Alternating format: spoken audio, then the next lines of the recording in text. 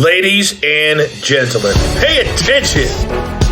This is your boy, the coach from the WWE. I would like to welcome you to the very first wrestling podcast in the world to take you on a weekly deep dive into classic matches along with legends of the squared circle. Enjoy the discussion. Enjoy the back and forth. There's so much to get into. Ladies and gentlemen, this is The Payoff.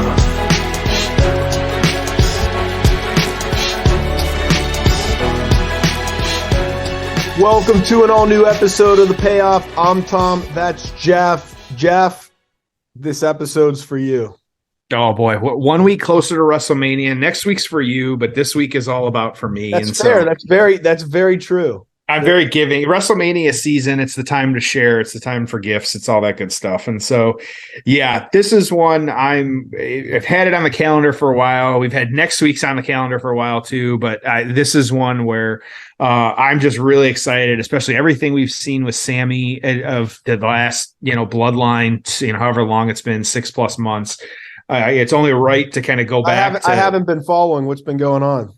I feel like he's getting a little bit of a storyline push, just a little bit, maybe they'll give the kid an opportunity. Who knows? But I think this is one where just a great, really his last true NXT match on this one, taking on a debuting Shinsuke Nakamura. Just really great stuff. This is, like I said it at the end of last week's episode. I'll say it at the start of this one. This is a top 3 match for me because it's just absolutely fantastic. Well, and the show was awesome too. We'll get into it here in a second. So yep. Dude, I'm pumped. I'm pumped to cover this one. I say we just get right into it. Let's do it, man. Yeah. All right. It's time for the build. Oh, it's time for the build. So another WrestleMania weekend that I attended. This was in Dallas. I did not go to this show. I should have. The tickets were really expensive. It was a smaller venue. They did it at the convention center.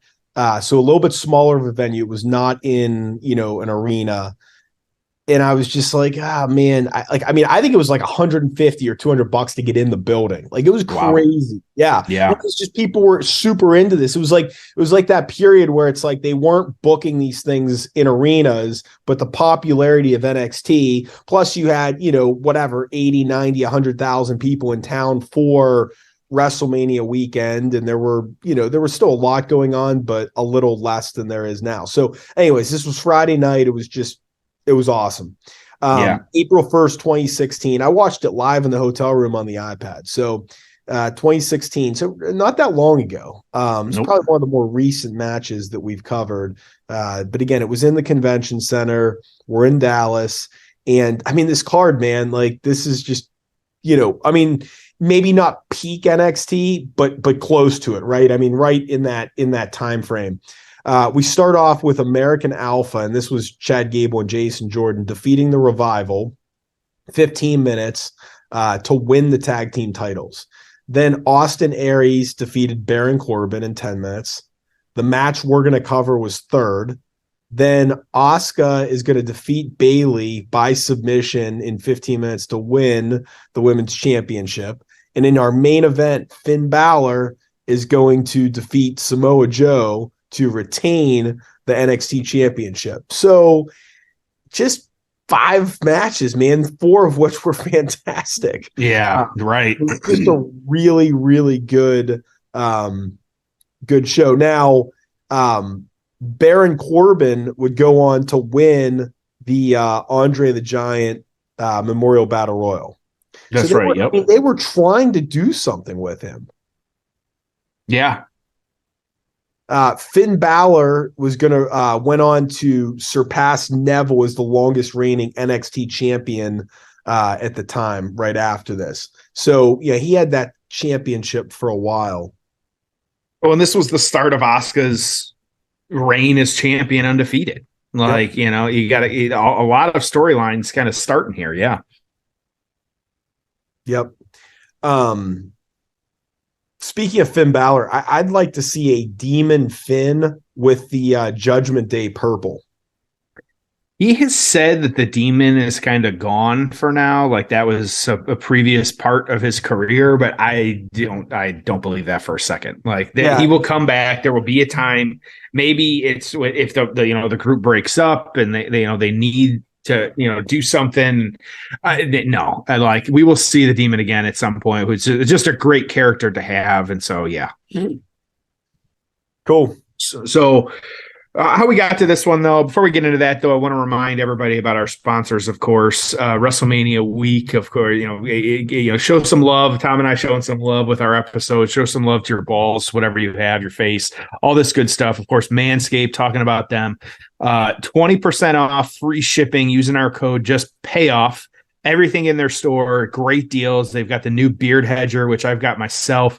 They kind of kept the COVID beard, and so it's great to have some company that focusing on it, like spending the time to develop good products and put good stuff out there. And so no matter what you're using, whether it's manscaping your balls, manscaping your face, your nose, whatever it might be, just all kinds of great products out there. Like even I was excited. I said when I got my beard hedger, I sent first person I sent a picture. It was like my newborn. I sent a picture to you of the packaging because it was so well put together. So I feel I compared it to Apple. Like it's just so nice how they package everything. And so I bought a $2,000 laptop or a new iPhone. Right, exactly. Okay. So showing Tom pictures of my baby. So there you go. And so so make sure you use it, manscaped.com. Again, that's 20% off, free shipping, everything in the store. Whatever you put in your cart, use the code payoff and you're getting that discount and free shipping. So make sure you're doing that. So okay, so how we got into this match, kind of what's happening. Like I said, this is one of my top matches, partially just because of how incredible the match.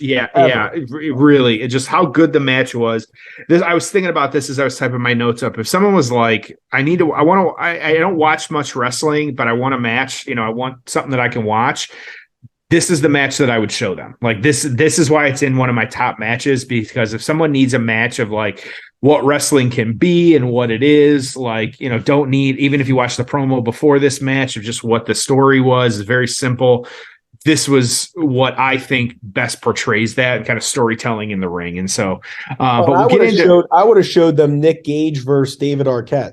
Well, hey, you know what? To each their own. That's perfectly okay. Like if you're a fan of pizza cutters, let's do it. And just mortify them. I want them to cry and just turn it off in the middle. Right? Yeah, something new, Jack. If I'm gonna introduce them to wrestling, I'm gonna do it right. And so, so Sami Zayn, so TakeOver London, which would have been December 2015. So at this point, you're looking at about 4 months prior to this show happening.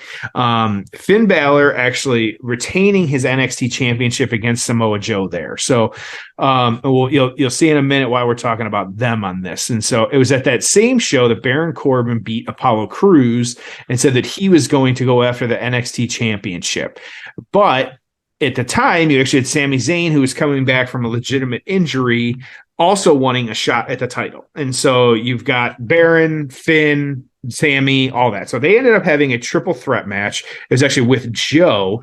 And so to determine who was going to be the number one contender. So you had Baron Corbin, Sami Zayn, and Joe. It was actually just on an NXT show, which in retrospect, like it's crazy to think like you had Baron Corbin, Sami Zayn, and Samoa Joe in a number one contender match against Finn Balor just on a weekly show. Like that's insane when you think about it. And so, but it was a double finish, no contest. And so Corbin submitting to both the sharpshooter and Joe's crossface at the same time. So kind of weird on that front. But so then they decided, okay, we're going to have Sami Zayn versus Joe in a number one contender match. It was actually another weekly show. It was a draw. You had both men actually being pinned. And so then you get a 2 out of 3 falls where Joe ended up winning that one. Again, just a weekly episode of NXT, just a 2 out of 3 falls. Samoa Joe taking on Sami Zayn, no big deal. But Joe beating Zayn on that one, him becoming the number one contender for Finn Balor's NXT championship. And so that is at least how you got the main event of this show. But then also Zayn at this point doesn't have anything to do. Now, Shinsuke Nakamura at this point, that he had said after that Wrestle Kingdom of 2016 that he would be leaving New Japan and that he was signing with WWE. If you remember at the time, it was a big deal. We got the Triple H photo, like they were over there in Japan, like doing the photos and stuff like that. Just a really big deal. And so, but at the end of January of this year, 2016, or that year, 2016, finished with his New Japan commitments, didn't have anything else going on, and then started moving over to the US. And so it was February 22nd, which was that press conference and the signing of Shinsuke Nakamura to NXT. I know a lot of, at the time, it was a big deal of like, okay, well, AJ debuted on the main roster. Does Shinsuke do it as well too? No. And so, of course, doing this. And so you've got this absolutely, just to a lot of us, kind of unknown superstar. Like I knew his name, but I knew other New Japan people at the time more than I did him. But I knew he'd been around for a while. I knew my brother had sent me a lot of clips because my brother's the New Japan expert. I've learned a lot from him, and so aside of a lot of his entrances and things like that, kind of seeing how Shinsuke developed over the years, and having just these absolute incredible matches with Kenny Omega and all this other stuff. But it was actually a very kind of cool moment where it was William Regal at the time in the ring with Sami Zayn.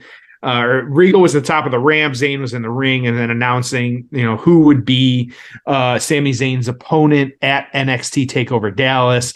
Kind of up on the screen then, it was Shinsuke Nakamura looking away from the camera, and then you had Shinsuke kind of turning toward the camera, revealing that he would be Sami Zayn's opponent at this NXT. And so Regal always had those like dramatic like reveals with the accent, just helped him out. I miss those. Yep, just fantastic. It's a great little clip to go back, just that announcement. It's in some of the preview stuff. And so, yeah, I would highly recommend all of this. Like, because that's really the majority of the story here is you have Sami Zayn, who didn't really have anything to do because he was not in the title match. Shinsuke Nakamura, who was literally debuting at this show. Okay, well, let's go out there and have him put on a match, and plain and simple. So, yeah, you don't really need more than that. Like, this is just, it's wrestling at its finest. Like, let's get out there and do it. I know if the behind the scenes is to be believed that these guys, like, they didn't really talk much before the match. I've since learned at that time, like a lot of spots when you have competitors where there might be, language or English may not be the first language, or even like, Japanese may not be the first language. They still call the matches in English a lot of times. And so who knows how it was called in the ring, but these guys went out here and just had a match. And so that's what we got, and that's what we're going with. Love it, man.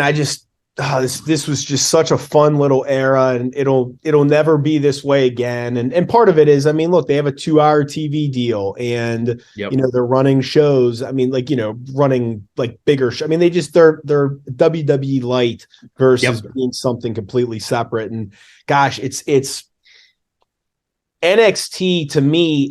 I just don't think it was much different than like ECW. So it's interesting. You talk about, if Shane McMahon would have been able to take over the ECW brand and made it an online show, what could it have become? I just don't think I don't think that that's much different than what NXT was during this era. And you may say, that's ridiculous. ECW was cheese graters and balcony dives. Well, you would tone some of that back, but the essence of ECW was raw, gritty, smaller venue, crazy ass matches. And I think that, we kind of got that, but it's this version of NXT I just loved, but it ran its course. And now I'm glad they have NXT, because, you want the Braun Breakers of the world. And, I forget the woman's name that's getting hot down there now, but you want the Grayson Waller. I mean, you want these guys to like be able to develop somewhere. So I'm glad they have it, but it's not what this was. Right. Yeah. As much as you could say this was the developmental brand, if you look at, or they say it's not the developmental brand now it is in 2023. Yeah. And at this point in 2016, it's crazy because this is when they were calling it a developmental brand, but you've got Finn Balor, Samoa Joe, like Sami Zayn, Shinsuke, like American Alpha, Asuka, like I can't think of a time when a roster was more stacked. And so, yeah, just all great stuff. I'm ready to get into this one. I'm excited to talk about this one. Me too. Season 3, episode 1. It's NXT TakeOver Dallas 2016. Jeff, are you ready? Man, I am ready. Let's do this. I know you are. All right. Yes. Time for the payoff. Oh, it's time for the payoff.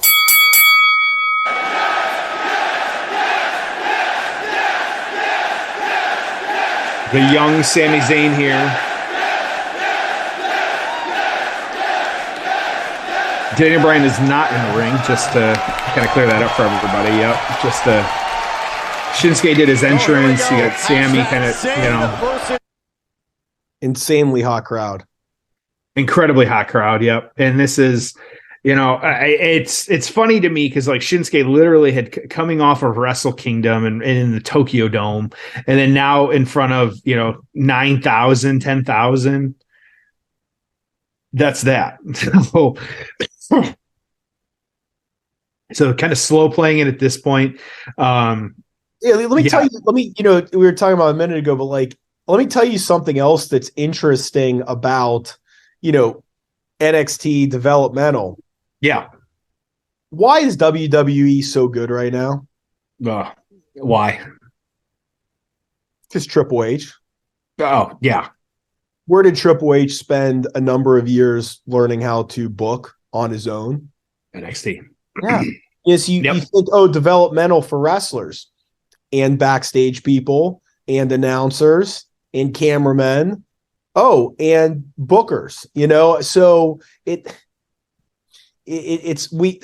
there's no way Triple H would be functioning at the level he is had he not had, the autonomy in NXT for a number of years to book it the way he wanted to. I think this is what gives me hope for WWE in a couple years. If Triple H can get like Raw and even like half of SmackDown to the level that NXT was operating during some of these points in regards to booking and storytelling and getting us invested in some of these things, they're gonna kill AEW. Like I truly think that is something that could happen, is if they, and it's going to take a little bit of time, and I say a couple of years, but I think if Triple H is given the opportunity to, be free of all these other chains and creative and build something over the next 2, 3, maybe even 4 years, when we see a culmination of this, they're going to be unstoppable. And we're going to see some of the best wrestling we've ever seen in our lives. But yet, maybe they're telling the stories with Bray Wyatt. Maybe they're doing some of these types of matches where you just like, these guys, they're fast right now. Like Sami right now, like you've got them, crowd reacting to that. Sami playing up with Shinsuke, and I think that you could start telling more stories in the ring too. And so, it's hard to. I'm right there with you that Triple H, and he's got the people that he needs there too. Shawn Michaels is there too. Like you got to remember, it's not just Triple H. Like he is the face of a lot of it, but like you've got Shawn Michaels down there as well too. I think he's got surrounded by a lot of people that he likes. You've got all the things are falling into place for just a really special time in wrestling. Well, and another aspect of this too is if Triple H, for whatever reason, something happened to him. Now you have Shawn Michaels having a year or 2 or whatever it'll be of booking experience too. So, or if he needs to help out, or if Triple H had a health issue, or, again, it's nice to have that farm system of every aspect of your business. Yep.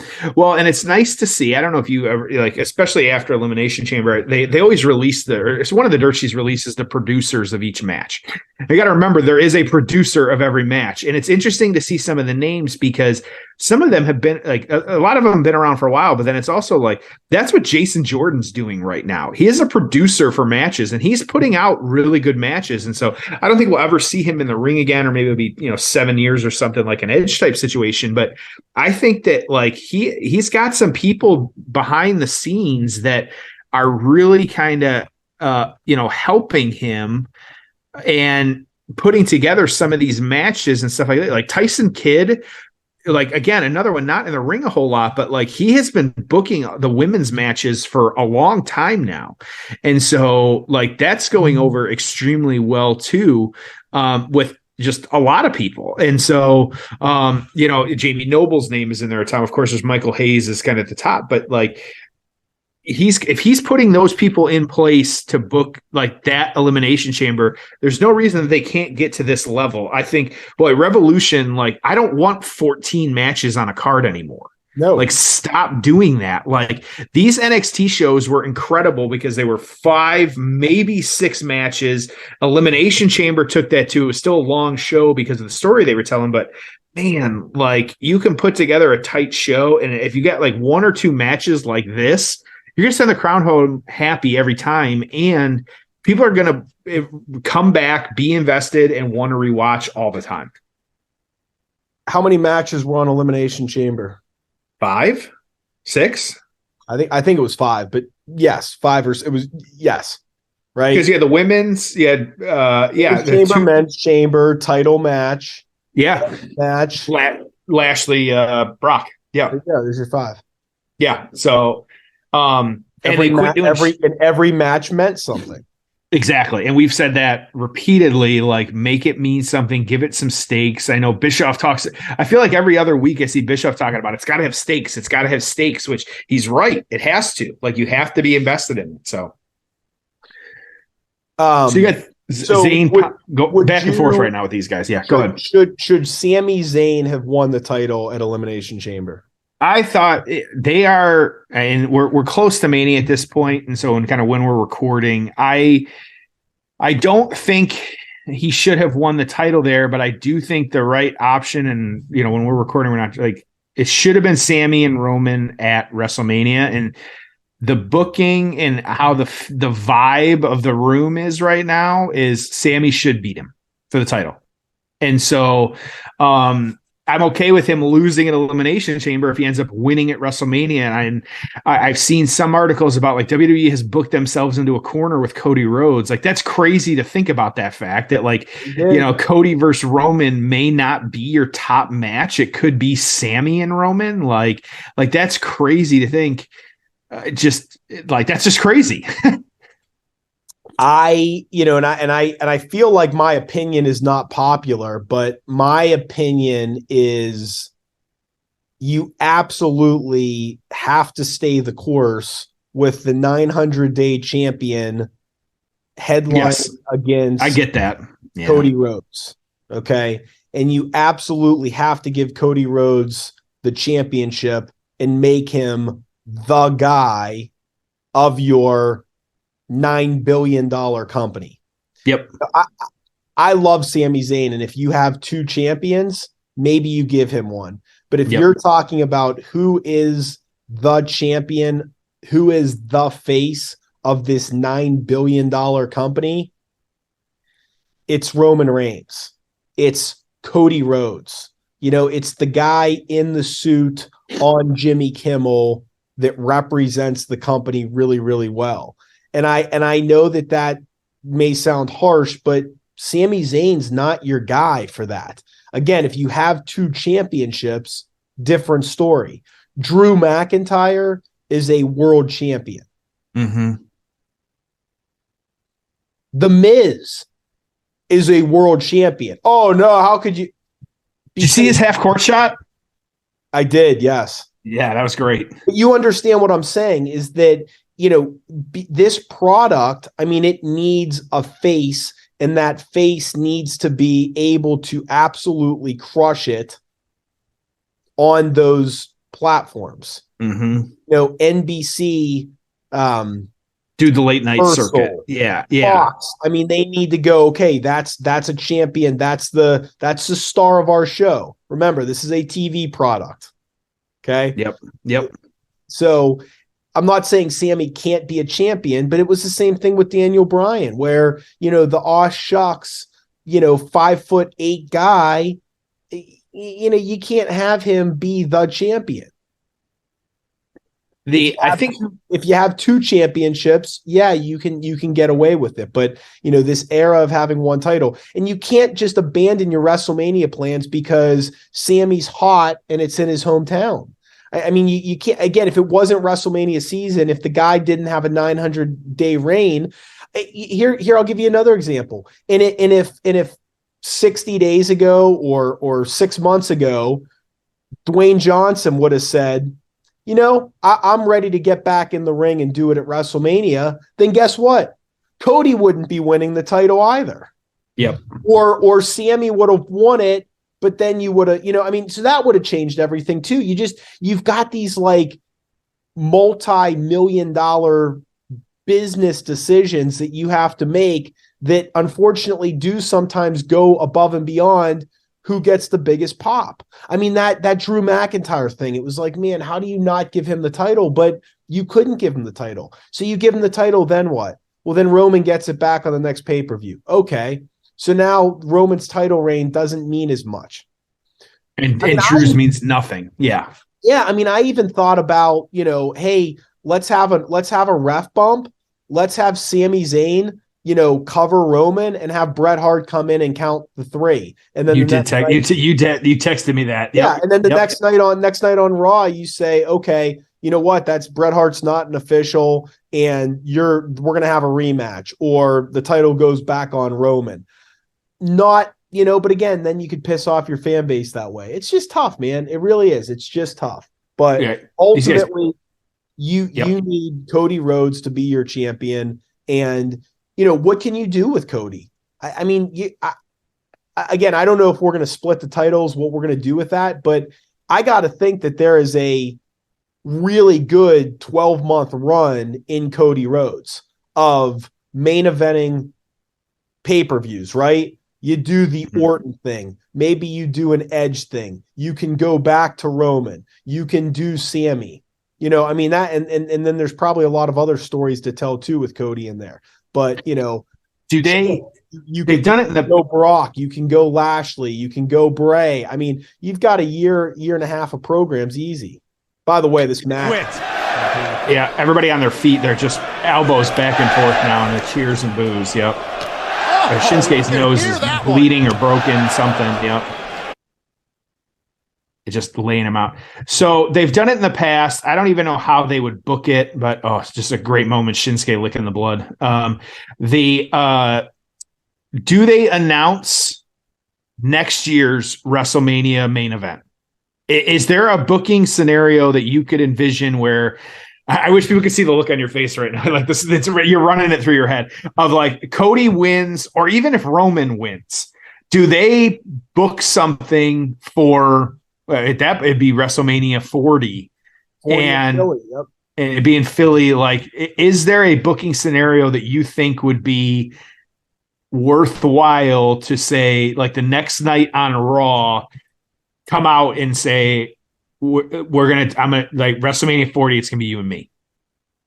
I mean, whoever it might be. Yeah. I mean, the only scenario where that can work probably is, involving at least one part-timer.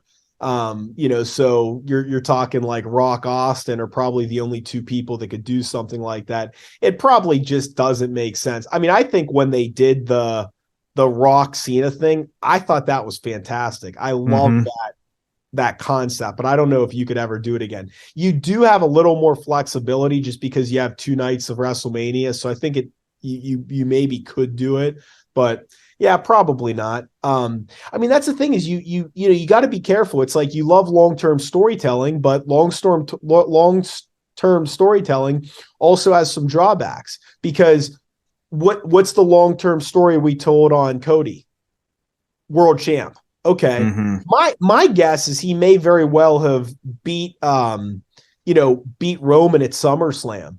I'm guessing that was the original plan, was at some point to do Cody Roman prior to WrestleMania. So, but now you box yourself in this corner where, he kind of has to be champion. I mean, you have to give Cody the title. I mean, Cody can't lose, right? So it's weird because even I rack my brain. I was like, what there's that slight, of course, like Cody's going to win, but there's that slight, like, just like tinge of like, what if they have him lose? Like, they've already said it's going to be night 2. Like, what do you do at that point? Like, I guess, like, how high does Roman need to fly? It beats Cody, then literally who does beat him? Like, do you have like Sami beat him at Backlash? That's not right. Like, that's not worth it. Like, is Cody too? Like I said, I'm sure that there was some kind of, hey, you will become the champ at Mania to get him back. I don't see how that's not part of his contract. But also, like, would Cody, like, I say, how much of it is the wrestler's choice to be like, hey, you got to go with the hot story. I agree with you of like, you got your champ for 900 days. You can't not pull the trigger on whatever you're going to do. But also, like, you go with the hot hand too. Like, Sami's got the hot hand right now. And so, the story they're telling, it's just really hard. And so, yeah, I'm with you. I like, as of us sitting here on recording this today, like, Cody's going to win. But then also there's like that 1% of me that's like, maybe not. But who knows? So these guys beating the hell out of each other at this point. Sami's selling the kind of, he can't even stand up. Shinsuke in the middle of the ring too. These guys just kind of, collapsing. The Shinsuke missed the fight forever champ. Yep. What's your stance on AEW using blood so much? I'm becoming less and less a fan. I feel like every week or every other week, there's some crazy bloody match. Like, it's just, first of all, blood should never happen on TV, right? That's what I would have thought, but I feel like AEW is doing it to get like the rating pop, like, or just to get people to tune in. It's like, or like Moxley has to bleed like in his matches. Like, I don't get it. Like that's like on him or what? Because it just, every time to watch it after the fact, because I'm with like, okay, maybe it's a demographic thing. Like, they skew a little bit more younger, but it's still not young. And so, but so they're taking the 18 to 31 bracket, and maybe they want that more. Like, I don't know. Yeah, I don't. Wow. Sami with the big power bomb here, hoping for it. No. Everybody on their feet.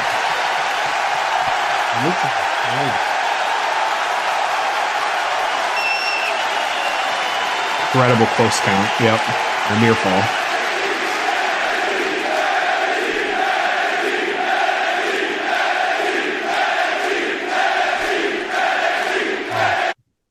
Crazy reaction. Yep. Yeah. How about you? Yeah. I was just saying the blood just,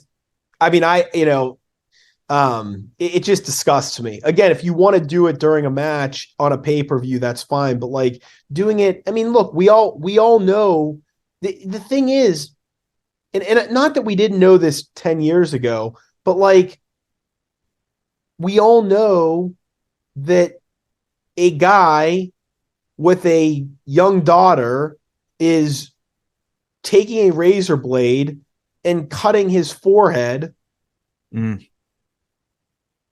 Right? Like, yep. Especially when it's on TV. Like, if it's in a match and it fits the match of like, hey, these guys have been beating the shit out of each other and, one guy threw the other into the ring post.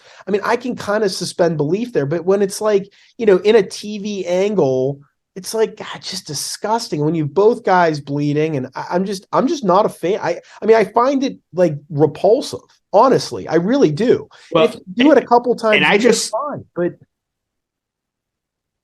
I just recently saw the clip. It was, scrolling our Instagram or whatever it was a clip of when Eddie cut too deep and he was just dripping, like just, nonstop. Right?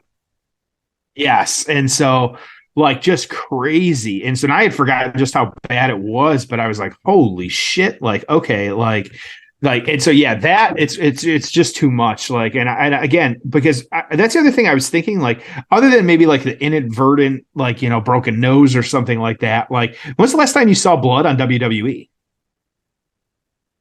that you like sticks with you. Like it, I don't remember. Like, and I think that's kind of the point of like, I can't remember the last time they did. Randy Orton against Brock Lesnar when he it's a Brock where he gave it to him hard way. Yeah. And so, and so that was the whole thing. Like that, like then that was bad. Like I remember watching that live being like, that can't be real. And then it was like, holy shit, it was. Big knee here from Shinsuke. I believe that's going to do it. 2, yep, 3. Here is your winner, Shinsuke Nakamura. Great music. Yeah, just incredible presentation.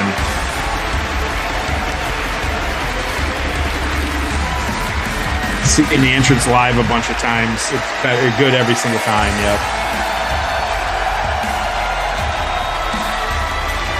Hurt right now? I think his nose was messed up. Yeah. No. I mean, like currently.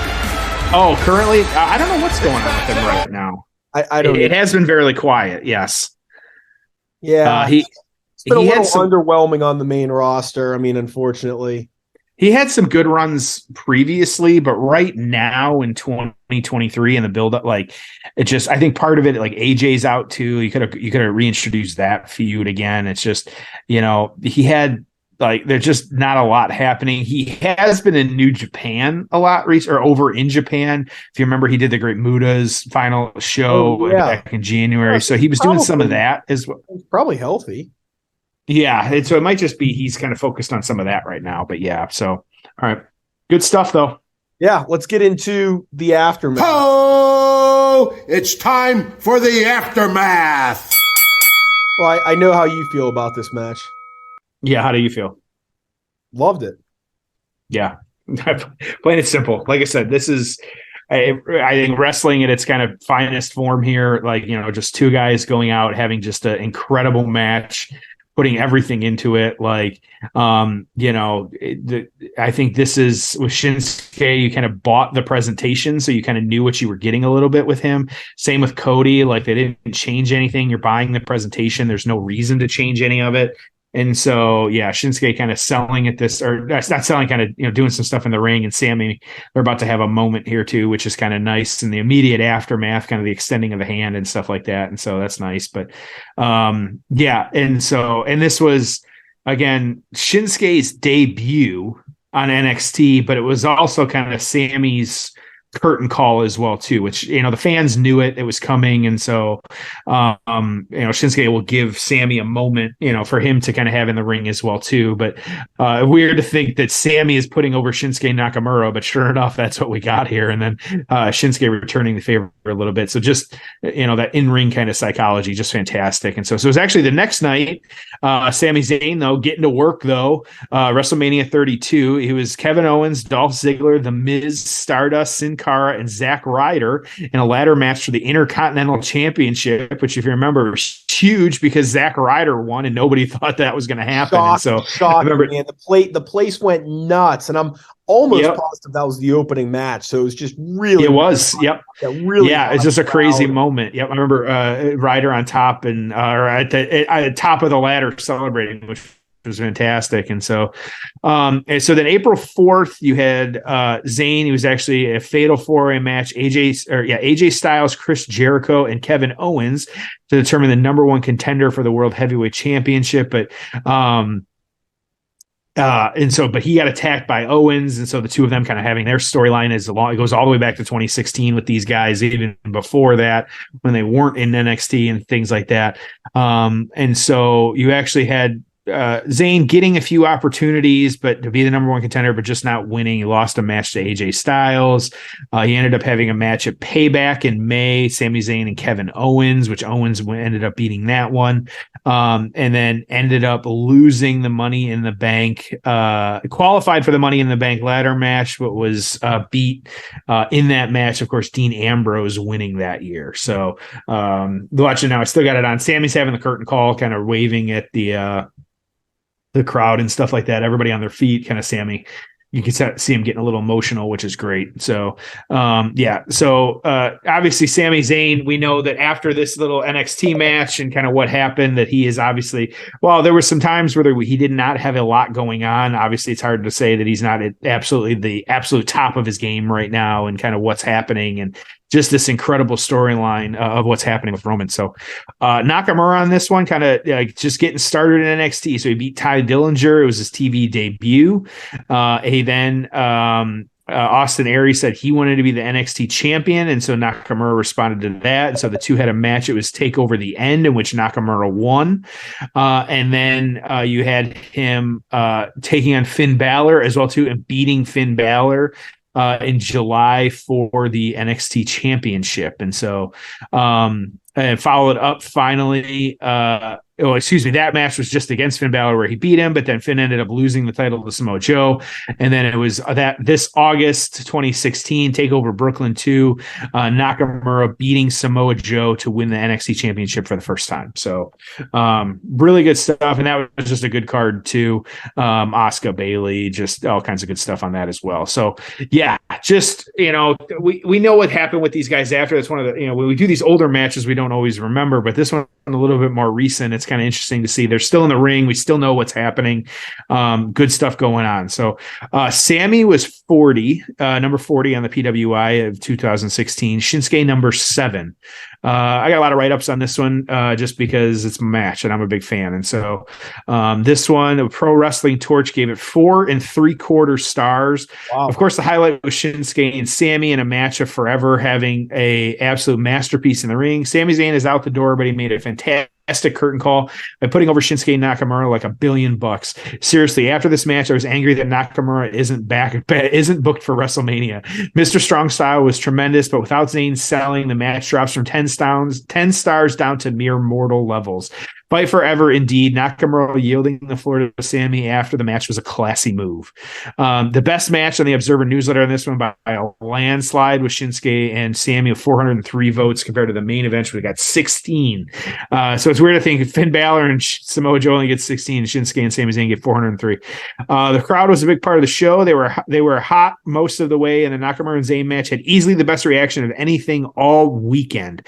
The reaction started from the time Sami came out and was there through the entire match. He may have only been the third best. It may have only been the third best match of the weekend, but there was nobody with the presence of Nakamura, with the exception of Rock and Steve Austin. 4.5 stars. One of the Pro Wrestling Torch was so impressed by seeing Nakamura. Pause 1 second, because I brought up the WrestleMania 32 card. Now they could be referencing other stuff that happened. I don't remember what other indie shows or what else was happening that weekend. So that's possible. Remember, WrestleMania 32 had surprise appearances by both Steve Austin, who beat up the League of Nations along with Mick Foley and Shawn Michaels. And then you had The Rock, who technically defeated Eric Rowan. Okay. So both of them came out, total surprises. So, you could argue that, those were both bigger, quote unquote pops, but the actual matches, I mean, Reigns Triple H sucked. People thought Taker Shane was too long. Brock Ambrose sucked.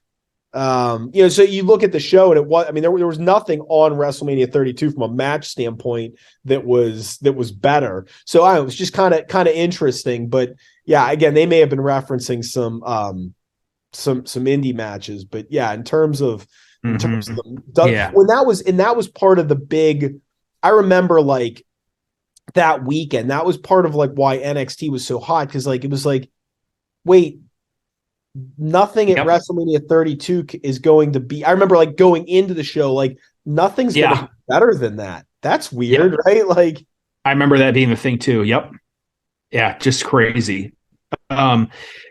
So James Caldwell, the Pro Wrestling Torch, was so impressed by Nakamura Zayn that he rated it 10 stars out of 5. Highlighted was the story of Zayn having an edge and wanting to defend home turf, knowing he was facing one of the top stars of the entire world. Meanwhile, the wrestling was as if New Japan product teleported to the WWE ring. Caldwell then declared that Nakamura should main event WrestleMania 32, as he was a completely different level than everyone else. The rest of the roster is just living in Nakamura's world. One Fox Sports writer said the 20 minutes of near perfection. Nakamura Zayn even outshone the magnificent spectacle and amazing moments of WrestleMania 32.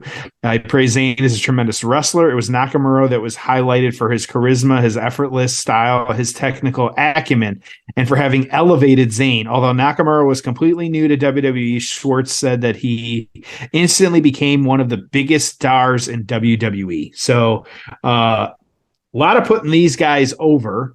Obviously had a great match itself. Tom, where are you going to rank this one? Man, I got to give this like a 9.5. Okay. Yeah. I mean, it's yeah. Right. I mean, it didn't involve a title. Well, I mean, I get it. I'm just saying, like, trying to think of why it's not perfect, but like, dude, the crowd, the match, the time, what it meant. There's just, for a lot of reasons, I think it's just fantastic. So again, not perfect, but really, really close to perfect. I'm a 9.5 on this. What about you? Yeah, I'm a 10. I'm going to be biased. I don't care. Like I will announce it proudly. Like, this is one where it's just, there's so much to me that works. It's great. The match itself is just absolutely phenomenal. Like they said, like even we could turn the mic on at any point, or the show, or the match itself, the sound on at any point, and the crowd would have been cheering. Like, that's just how it was. So and on I think that most of it. Right, exactly. And so I think too, like me, it's hard, like knowing what we know now, even if you took the Sami storyline that we've had over the last 8 months or whatever it was out of this, I still think that it was still an incredible match. Even if you give Nakamura Nakamura was debuting, you have to give Sami the props that he deserves as well too, because this shows, I think that he, it shows back then what we're seeing now and what he's capable of. And so that he can go out and have an absolutely incredible match if he wants to, but also like he knows how to tell a story, whether it's in the ring, whether it's on a mic, which we know more now than we did at this, like, because it really wasn't like they couldn't cut a promo, these two guys. Like, if you remember, Shinsuke got a lot of hell at the start of when he first came on NXT because it was so hard to understand him. And so, like he's coming over, from Japan to here. Like, I get, like, English isn't his first language. And so even when you and I met him at the Performance Center, like there was still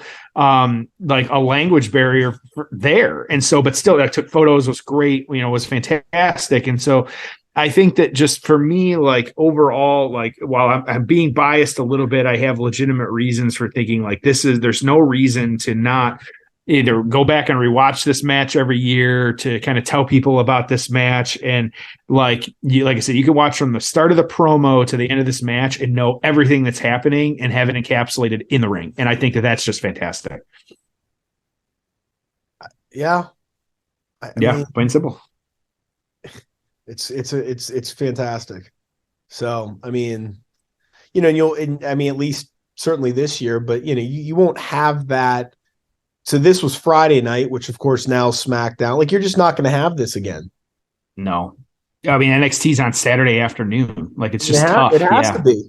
It has to be. Yep. You figure Hall of Fame is probably going to be after SmackDown. Like, yeah, it's rough. Yep. So, but good stuff. Okay, let's send them home happy. I know awesome. I'm going home happy. Well, get your rest before next week. Oh boy, I know we've had this match. We've tried to do this match before and it just didn't work. And because of the commitment that it takes, but next week we are doing we're going all out. We're doing the 60-man Iron Man WrestleMania 12 match between Bret Hart and Shawn Michaels. We're going to have a lot of notes. We're going to have a lot to talk about. Send us any ideas or questions you want us to discuss, because that's just one of those things. But I know you got to be excited for that one. I can't wait, man. and we're gonna just we'll hit play on the match, and then it'll be a different style of show. Yeah, but hey, it's the spectacle is spectacle. It's, WrestleMania. We got to do it right, and it's time. When else do you do this match if you don't do it the week of WrestleMania? So, Agreed. All right, looking forward to it. Another great episode. We'll see everyone next week on an all new episode of The Bell.